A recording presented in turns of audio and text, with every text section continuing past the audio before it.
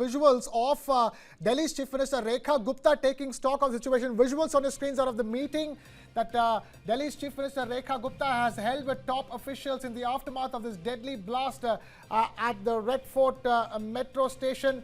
We now understand that 9 people could be killed. Delhi Chief Minister Rekha Gupta reaching the LNJP hospital where the victims are being treated. Now, the latest information that we have is that after the confirmation that we got that 8 people are already dead, now that the number of people who are dead, the number could go up by at least 1 more. At least 9 people killed in the blast is the latest information that we are getting, even as Delhi's Chief Minister Rekha Gupta reaches the LNJP hospital, and even as she is holding meetings at the LNJP hospital, security agencies are surveying the blast site, and mainly the forensic teams are collecting crucial evidence, even as the investigation into the owner of the car involved in the blast. Bear in mind, this was a slow-moving car where the blast took place, a Hyundai i20 car, the ownership of which is a big suspect at this stage.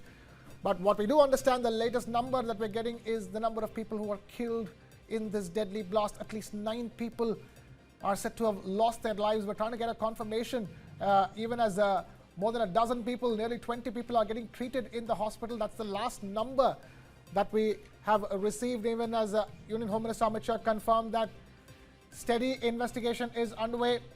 News9, meanwhile, has accessed the RC book, the registration book of the car involved with the registration number HR26CE7674. The first owner is a man named Mohammed Salman, who had sold it to another person named Devinder, and then Devinder further sold the car to someone in Ambala. Visuals on your screens are of the RC of the i20 car that exploded. We have accessed the RC of that car. We have the final number on the number plate as well. Gurinder Singh Dilan, it's HR26CE7674.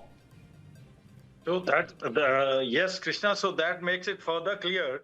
So then it becomes easier to trace because it's not that old a car. So you will find it that this database is available online. This database is available with every SHO, with every police station.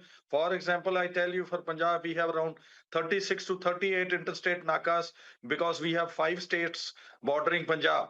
So they are high-tech nakas. They have all the database to identify whichever car is moving, a vehicle is moving, their number can be traced whether it is fake or not. So this is very easy to trace. But ultimately, the finality will be that who was the final owner and why was the car moving at that place and who were the 4 persons sitting in that.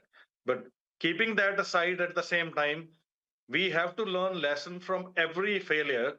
Here also there is a lesson. We have to be very careful. All over India, we have decided we shall have high security number plates. But still, multiple states are there which we have not adopted this model.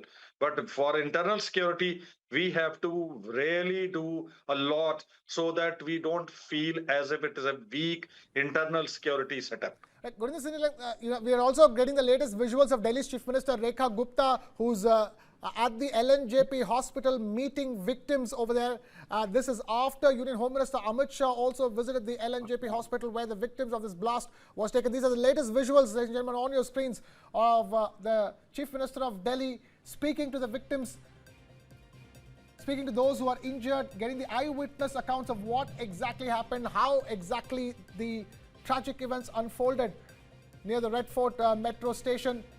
Latest visuals from LNJP hospital where the injured are receiving treatment, as we continue to understand that the number of dead in this blast could be at least 9. It could be more. We had a confirmation a short while ago from Union Home Minister that 8 are confirmed dead. Now 1 more seems to be added to the tally, at least 1 more.